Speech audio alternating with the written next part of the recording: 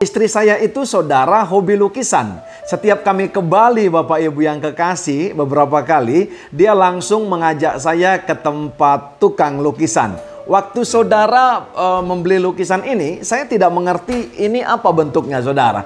Ternyata makin kita pahami dan diterangkan pelukisnya dan kita paham saudara, ternyata ini gedung dan di pinggir pantai saudara. Hari ini Bapak Ibu, ada satu renungan yang unik diberikan Saudara Dedi tentang lukisan dari Allah. Kejadian 1 ayat 27. Maka Allah menciptakan manusia itu menurut gambarnya. Menurut gambar Allah diciptakan dia, yaitu siapa? Manusia, yaitu laki-laki dan perempuan, diciptakannya mereka. Arti gambar Allah yang dimaksud di ayat ini saudara, bisa kita lihat daripada dua sisi. Arti secara khusus dan arti secara umum. Arti secara khusus bahwa kita ciptaan yang spesial memiliki kemuliaan atau kabut dan doksa dan kebenaran serta kesucian.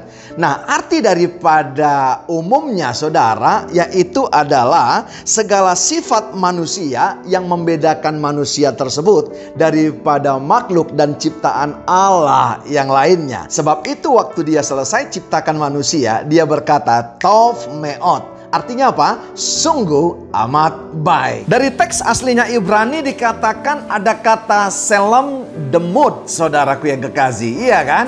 Dan bahasa Latinnya dikatakan adalah Imago Dei, yang berarti yaitu citra Allah. Jadi apa yang serupa saudara? Citra Allah atau citra diri Allah yang ada dalam kita itu bisa kita sebut adalah lebih kepada arah karakter Kristus yang harus kita pakai dalam kehidupan kita. Kalau kita mengatakan kita adalah lukisan atau ciptaan Allah, maka yang kita jaga adalah citra itu saudara, bukan pencitraan. Bedakan saudara. Pencitraan justru cenderung kepada membangun image orang lain kepada kita. Sebenarnya orang-orang Kristen tidak capek lagi membangun citra dengan cara pencitraan. Karena apa? Citranya Allah itu saudara sudah diberikan pada saat menciptakan kita. Makanya bahasa Latinnya dikatakan yaitu Imago Dei, similitudo. Artinya saudara, in his own image, sesuai dengan gambarnya. Ternyata saudara, keberhargaan kita tidak ditambahkan daripada penampilan kita, tapi yang utama miliki nilai-nilai karakter Kristus supaya harga Anda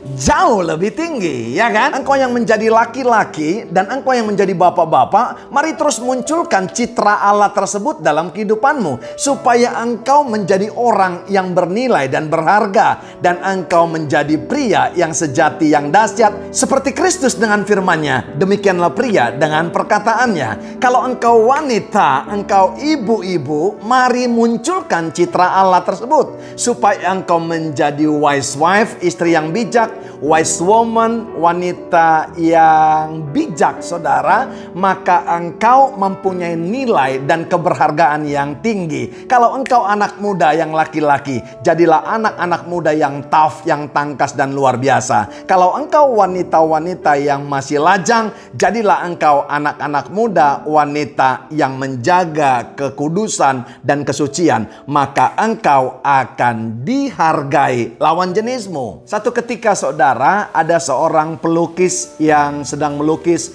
di rooftop. Yang dilukisnya bukan sembarangan orang saudara. Dan dia mengarah ke kanvas sesekali, dan dia sesekali melihat orang kaya itu untuk memindahkan yang aslinya kepada kanvas ini. Tahu saudara, pendek cerita, lukisan itu selesai dan luar biasa. Ternyata saudara, pelukis-pelukis yang handal itu ketika selesai melukis, mereka akan mundur-mundur melihat lukisannya dari kejauhan. Ternyata dia sudah sampai di bibir daripada gedung yang tinggi, yang 50 lantai itu. Saudara tahu, orang kaya ini melihat bahwa pelukis handal itu dalam bahaya. Dia putar otak dan dapat hikmat saudara. Dia ambil kuas, dia totolin saudaraku yang kekasih kecat itu, dan dia coret-coret saudaraku yang kasih kanvas itu. Dengan refleks saudaraku yang kasih, pelukis yang handal ini melihat hasil lukisannya dirusak saudara, maka dia mengejar dan maju ke lukisan lukisan itu, saudara.